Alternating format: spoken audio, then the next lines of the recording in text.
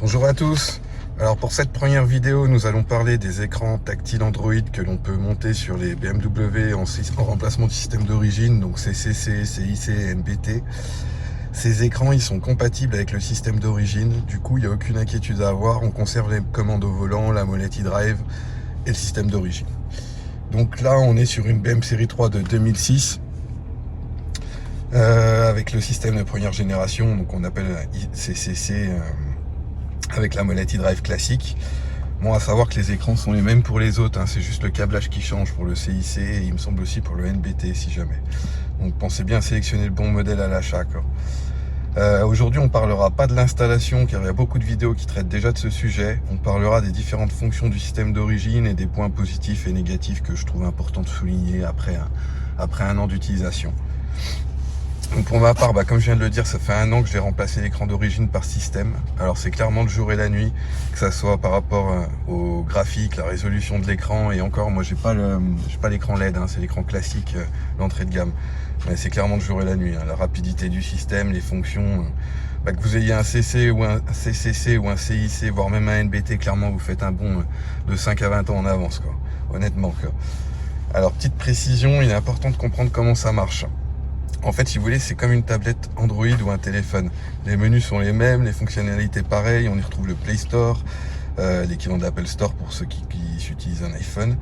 Donc les possibilités sont infinies au final, que ce soit en application ou en personnalisation de l'appareil. Donc là, on est en présence d'un écran qui tourne sur Android 10. Moi, j'ai 4 Go de RAM, un disque dur de 64 Go. J'ai 2 ports USB dans la boîte à gants. Un lecteur de carte SD, une entrée auxiliaire, et niveau connexion, on retrouve le Bluetooth, le Wi-Fi et la 4G avec la présence d'un lecteur de carte micro SIM.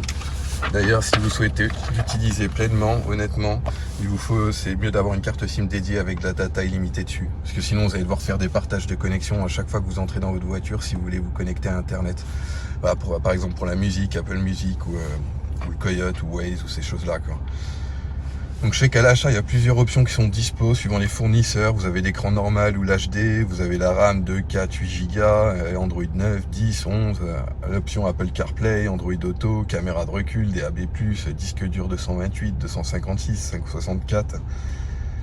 Libre à vous de prendre ce qui correspond mieux à votre usage au final. Si j'ai un conseil, c'est juste de prendre minimum 4 Go de RAM et un système Android 10. Et disque dur idéalement à 128 minimum. Donc voilà.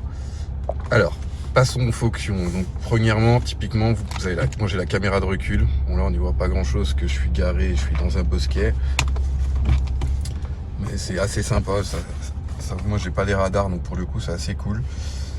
Vous avez les systèmes classiques. Donc là, typiquement, le GPS. Alors, moi, j'ai mis Waze. Hein. Vous pouvez paramétrer, mettre ce que vous voulez, Google Maps ou autre chose. Moi, typiquement, j'ai mis Waze. Donc là, ça m'emmène sur Waze. Ensuite, vous avez tout ce qui est lié à la téléphone.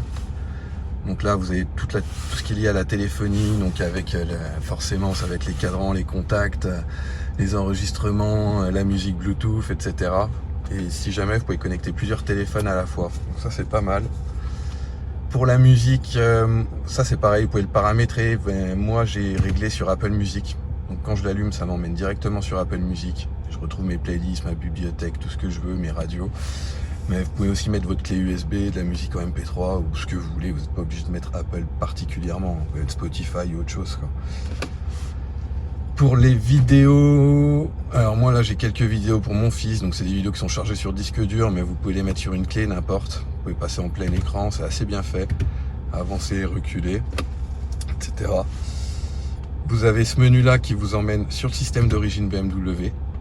Donc là on retourne au menu CCC.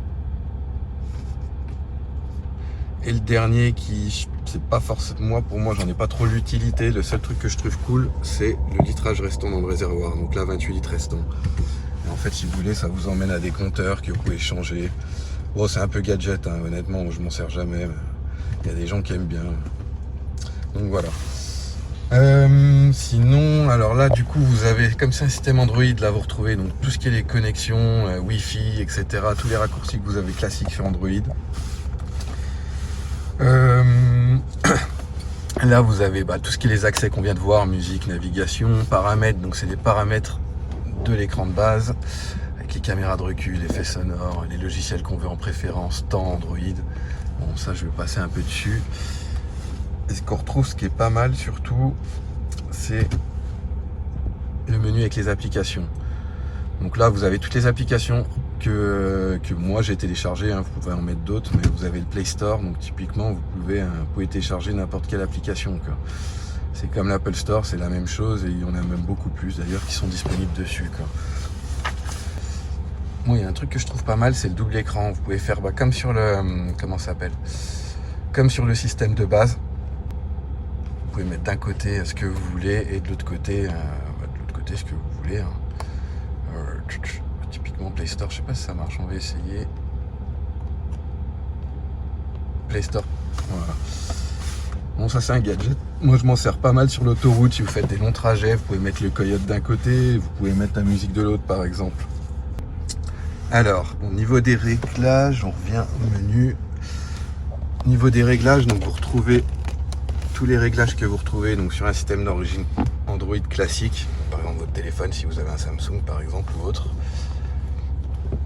Autre chose, là vous avez tout ce qui est les logos pour la 4G, parce que moi j'ai la carte SIM, le Bluetooth, le Wi-Fi si vous faites un partage de connexion. Point important, ce qui est pas mal qu'on ne dit pas, mais vous avez un... Là il y a toutes mes applications, vous pouvez toutes télécharger comme je vous ai montré. Vous avez le tracker GPS, vu que c'est un système Android, c'est forcément lié à un compte Google si vous avez téléchargé des applications. Donc si vous avez la 4G comme moi, vous avez le tracker du compte Google en permanence. Donc si vous prêtez votre voiture à quelqu'un, vous pouvez la géolocaliser en permanence en temps réel, si vous la faites voler ou autre, quoi. Donc ça c'est assez sympa. Et sinon, du coup, je pense qu'on a fait le tour. Les applications, bon, vous les avez vues, hein, vous pouvez mettre vraiment ce que vous voulez. Si on n'a pas parlé Apple CarPlay et Android Auto, donc c'est compatible. Là je peux pas vous montrer ce que je filme avec mon iPhone, donc forcément je peux pas faire la connexion en même temps, mais si jamais il n'y a pas de souci avec ça. Voilà, donc si vous avez des questions, n'hésitez pas à les mettre en commentaire, si vous avez des remarques pareilles, et puis si vous voulez me donner de la force, n'hésitez pas à vous abonner, à mettre j'aime. Voilà, et je vous souhaite une très bonne soirée à vous, au revoir.